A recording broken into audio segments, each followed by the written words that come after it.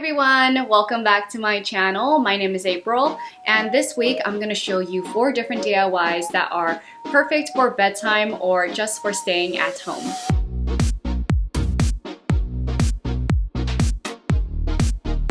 This video is sponsored by Buffy. Buffy is a comforters and home goods company. They sell everything from comforters, pillows, and sheets. Eric and I really like the cloud comforter right here because it's so soft. It's made from eucalyptus fiber, which is softer than cotton. And like the name cloud comforter, it's really fluffy and keeps us warm but cool at the same time. Some other great things about Buffy is that all their products are sourced from renewable forests, which take 10 times less water to grow. They are also cruelty-free and hypoallergenic, which means no feathers or animal products are used. If you guys are tempted to try out their amazing bedding for yourself, they do offer free trials, free returns, and free shipping, and you can get $20 off if you click the link down in my description box and enter my code coolirpa. I hope you guys enjoy this video, and let's get started on these cozy DIYs. Buffy sent this eye mask along with their bedding, and they put some scented potpourri inside, which makes it even more relaxing to wear. If you don't have an eye mask to trace, just simply cut one out from paper and place it over your eyes to see if it's a good size. I decided to make mine out of some soft furry fabric, but these can definitely be made from whatever feels most comfortable to you. You will also need some batting to add some extra cushion and some elastic. Cut 2 layers of the eye mask. The top layer is my printed side, and the bottom layer that will be against my eyes is the plain side.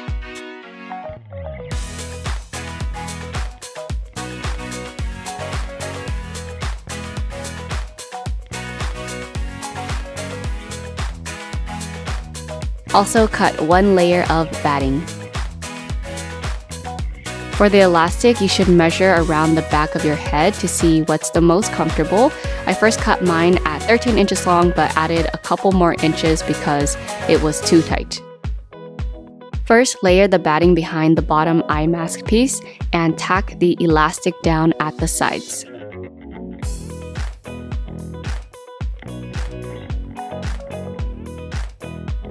Next, place the top layer right sides together with the rest, sandwiching the elastic in the middle, and sew all the layers together around the edge, leaving an opening on top to flip it inside out.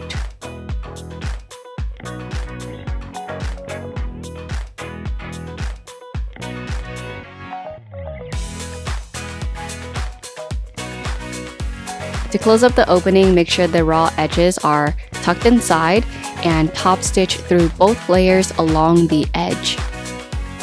And that's it! Now I could have a good night's rest without the moon or sun shining through my windows. Next up, I'm gonna show you how to make a cute bunny headband, great for keeping your hair out of your face, when doing a face mask, and your makeup. I bought a 1/4 yard of terry cloth fabric. You can use any lightweight material you want, or even recycle some old towels you have at home. Cut a strip that is 39 inches long and 5 inches wide.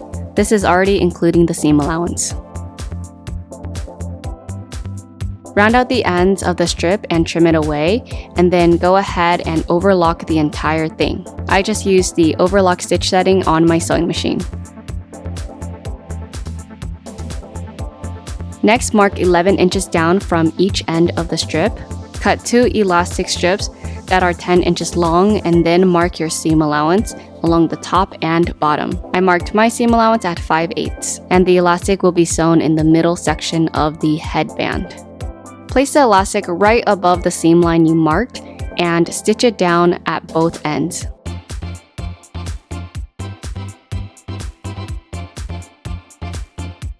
This is what everything should look like so far. Now you can fold the edges over to enclose the elastic on both sides of the headband and stitch it down along the very edge. You'll only be hemming the fabric, so keep the elastic out of the way. And we're only doing this for the middle section of the headband, so leave the sides of the headband unhemmed for now. For the rest of the headband, I pressed the edges with my iron to make sewing the curved edge a lot easier. You also want to leave a small opening on one side next to the elastic.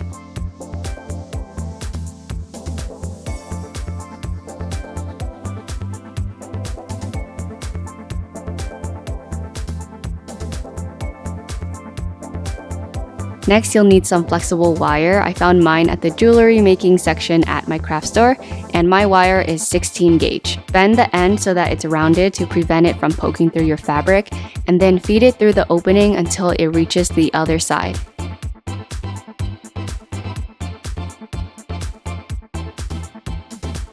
Once the wire reaches the other end, go ahead and cut it and curve the end, tuck it inside, and stitch the opening closed.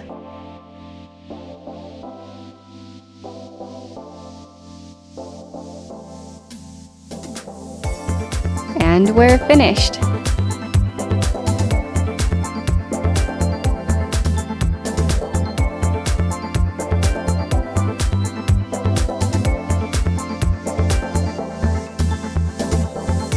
Next, I'm going to show you how to make these super cute pajama shorts that have slits at the sides. First, trace a pair of elastic waist shorts.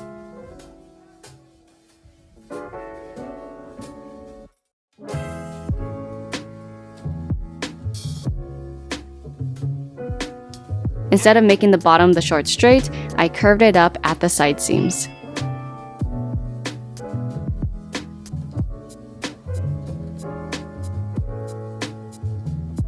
At first, the side seams were just going to be sewn together, but I decided on an overlapped look. So here, I'm altering my pattern piece and extending the curve all the way up to the waist. Do the same thing to the back side of the shorts, and then cut 2 front and 2 back short pieces out of your fabric. I'm using a stretchy knit fabric.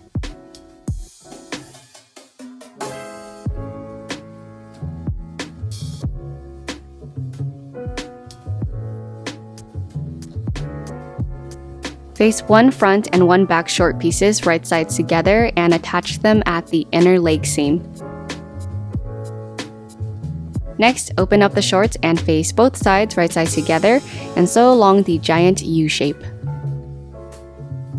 For most of this project, I'm sewing with my serger, but if you just have one sewing machine, you could use a stretch stitch or zigzag stitch. And make sure you're switching your needle to a ballpoint needle. Before closing up the sides of the shorts, hem all the raw edges. I first serged it and pressed it with my iron to make sewing the curves a lot easier.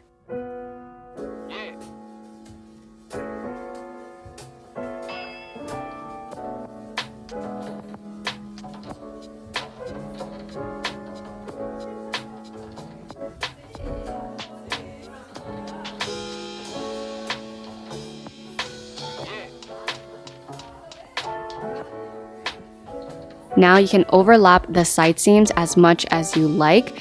Mine overlapped about 9 inches, and then sew or serge along the waist to hold everything in place.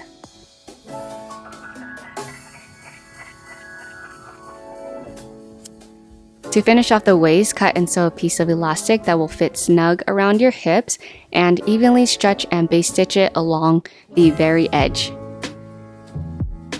I first base stitched the elastic to hold it in place, and after that, fold the waist over 1 time to hide the elastic and stretch and sew it permanently down along the raw edge.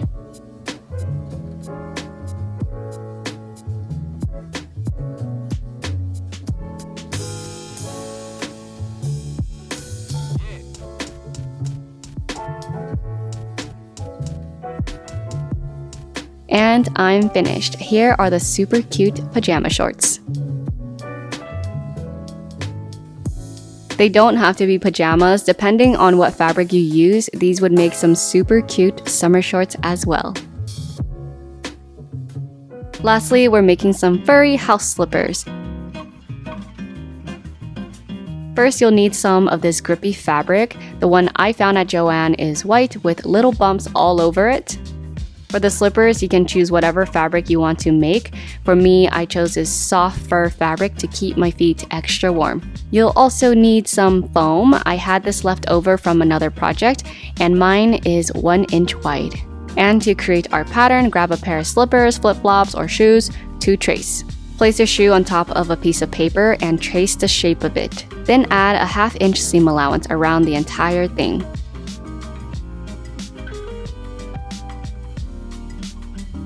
Lay your pattern piece on the foam, trace it, and cut out 2 pieces.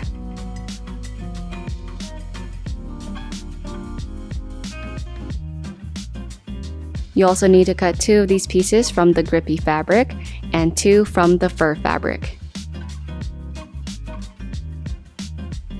To cut out the fur, I marked out the slipper on the wrong side and will only be cutting through the underlayer and not the fur.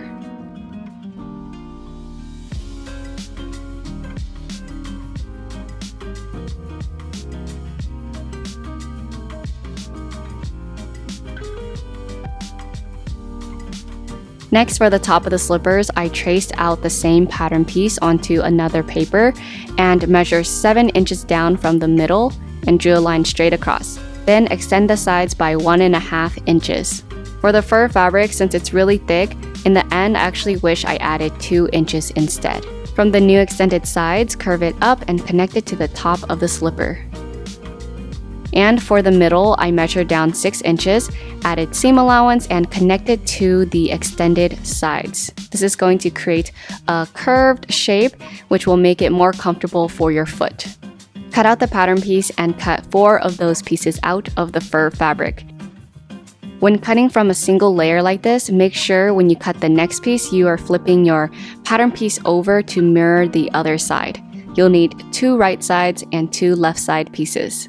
This also goes for the full-size slipper piece that we cut earlier. Next, I cut a long strip of fur that is 2 inches wide to fit my 1 inch wide foam. Don't be too concerned about the length of the strip yet, because we'll trim it later to fit. Here are all the pieces you should have. It's also important that you are marking where the center of the slipper is on all your pieces so that you can line everything up evenly. Trust me, it does get confusing, so mark or make notches on all your pieces before you start sewing. Now to construct the slippers, face the 4 small slipper pieces right sides together and sew along the bottom edge. If you aren't using a heavy fur fabric like me, you should sandwich some batting inside for more cushion. Trim some of the bulk away and then flip it over so the fur is on the outside now.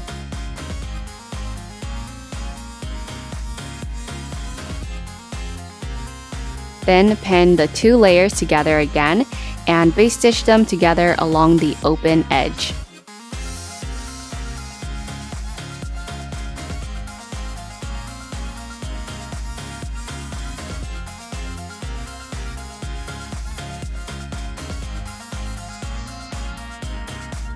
Now we can pin the top of the slipper piece onto the full-size fur slipper piece and base stitch them together as well. Notice how I'm not sewing it right sides together.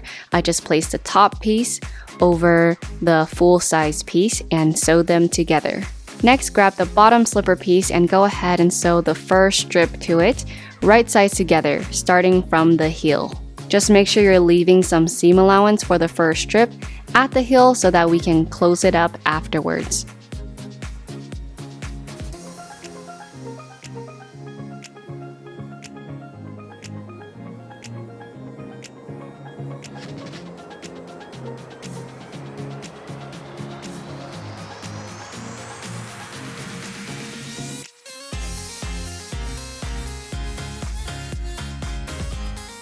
This is what I mean by adding seam allowance to the fur strip when you start and finish. Face the 2 ends right sides together now to fit the slippers and trim the rest away. Then sew the heel closed.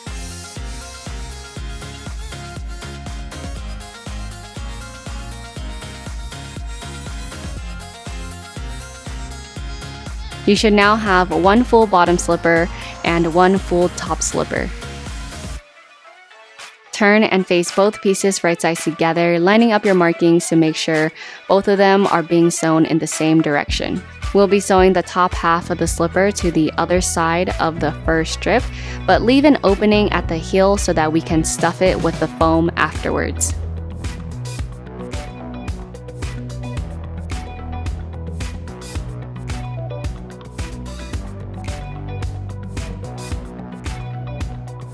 Clip the curves or anywhere that has any tension and then flip the slipper right sides out.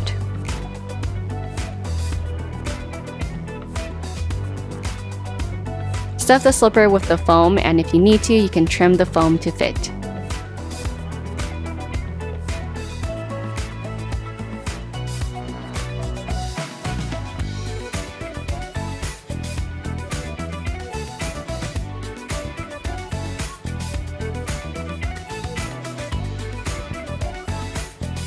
And lastly, hand sew the opening closed with a slip stitch.